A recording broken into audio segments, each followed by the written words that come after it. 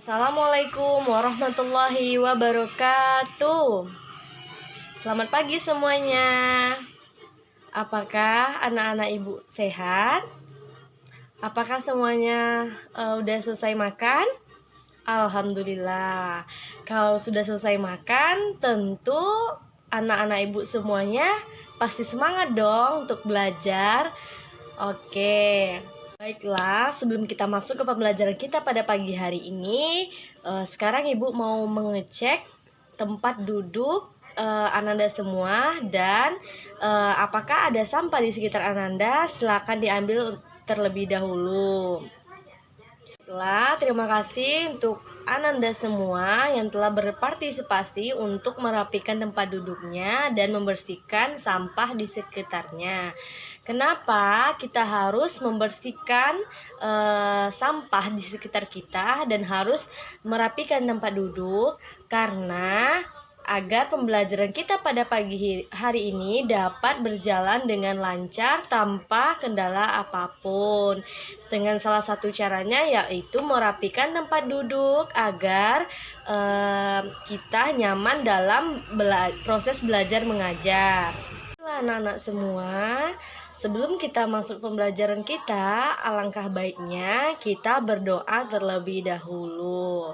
Silahkan Ananda salah satu untuk memimpin doa. Amin. Baiklah, sekarang Ibu mau mengecek absen Ananda semua. Sebelum Ibu absen, apakah ada teman-teman Ananda yang tidak hadir pada pagi hari ini? Oke, alhamdulillah anak-anak Ibu hadir pada pagi hari ini dengan sehat walafiat.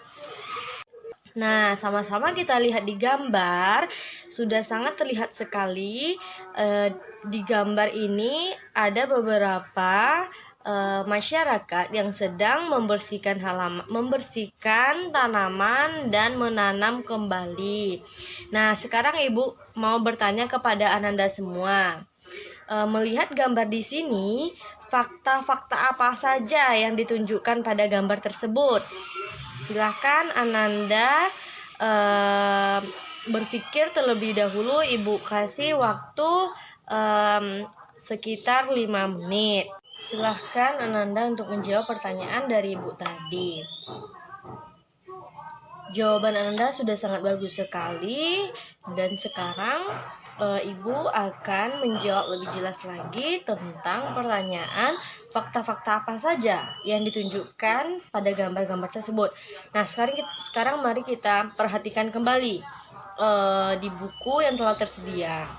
Nah, sama-sama kita lihat ada beberapa masyarakat yang sedang menanam tumbuhan. Mengapa dia harus menanam tumbuhan? Karena kita harus tetap melestarikan lingkungan kita dengan menanam tanaman. Sekarang kita masuk ke pertanyaan selanjutnya, yaitu apakah keuntungan yang diperoleh oleh manusia jika menjaga lingkungan? Nah, sama-sama kita ketahui jika kita dapat melestarikan dan menjaga lingkungan kita dengan baik, maka kita akan nyaman dan aman dalam lingkungan karena kita dapat menghirup udara yang segar. Nah, sekarang mari kita baca sama-sama tentang demi air bersih warga Waborobo rela berjalan sejauh 15 km. Nah, mari kita baca sama-sama. Warga Kelurahan Waborobo, Kecamatan Betambari, Kota Baubon, Sulawesi Tenggara sulit mencari air bersih. Mereka harus menempuh perjalanan hingga sejauh 15 km dari tempat tinggalnya untuk mendapatkan air bersih. Mereka terpaksa mengambil air bersih di Kelurahan Kaisabu Baru, Kecamatan Sarowalio. Mereka biasanya menumpang mobil dan membawa beberapa jerigen ukuran 15 liter. Jerigen itu digunakan untuk menampung air yang mengalir dari aliran sebuah anak sungai di Kelurahan Kaisabu Baru. Letak Kelurahan Waborobo berada di daratan tinggi. Di daerah itu air tanah sulit didapat. Kalaupun ada, air hanya sedikit. Daerah itu juga belum mendapat akses aliran air bersih karena pipa-pipa PDAM belum mencapai ke daerah sana. Warga Kelurahan Waborobo sangat membutuhkan air dan sangat mengharapkan bantuan dari pemerintah daerah untuk keperluan tersebut. Nah, Ananda telah membaca bacaan demi air bersih. Warga Waborobo rela berjalan sejauh 15 km. Sekarang peristiwa apakah yang terdapat pada bacaan tersebut?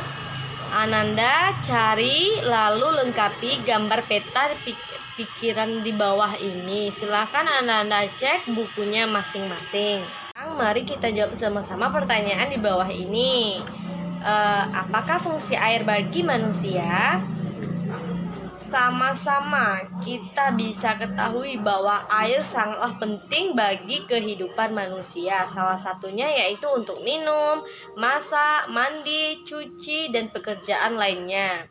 Keperluan umum misalnya untuk kebersihan jalan dan pasar, pengangkutan air limbah, hiasan kota, tempat rekreasi, dan lain-lain. Keperluan industri misalnya untuk pabrik, bangunan, pembangkit tenaga listrik, dan banyak lagi. Tentu air ini sangat bermanfaat untuk kita sebagai manusia. Fungsi air bagi hewan. Fungsi air bagi hewan itu sangatlah berfungsi sama seperti kita, tapi hewan tidak mencuci dan tidak masak. Tapi air ini berfungsi untuk menjadi cadangan bagi hewan seperti unta dan banyak lain sebagainya. Dan fungsi air bagi tumbuhan. Air bagi tumbuhan itu sangatlah berguna. Kenapa? Contohnya saja, jika kita tidak menyiram tanaman atau tumbuhan, pasti tumbuhan tersebut akan layu dan bahkan mati. Kenapa? Karena ia tidak dapat asupan air. Nah, jadi sama-sama kita ketahui bahwa air sangatlah berguna untuk kesuburan tumbuhan. Kita baca tentang cerita demi air bersih bahwa warga Barobo rela berjalan sejauh 15 km. Di sini bisa kita saksikan sama-sama bahwa betapa pentingnya air bagi kehidupan manusia. Karena jika tidak ada air, maka kita tidak akan bisa hidup dengan baik dan tidak bisa melakukan aktivitas lain seperti menyuci, mandi, dan lain sebagainya. Nah, dari pembelajaran kali ini, Ananda tentu sudah paham dong tentang air dan menjaga lingkungan. Ibu minta Ananda untuk selalu menjaga lingkungan agar tetap bersih dan saling menjaga agar hidup kita tetap aman dan tentram. Nah, mengenai air, Ananda harus hemat air agar kita semua dapat menggunakan air dengan baik. Jangan biasakan untuk membuang-buang air, karena air sangatlah berguna untuk kehidupan manusia.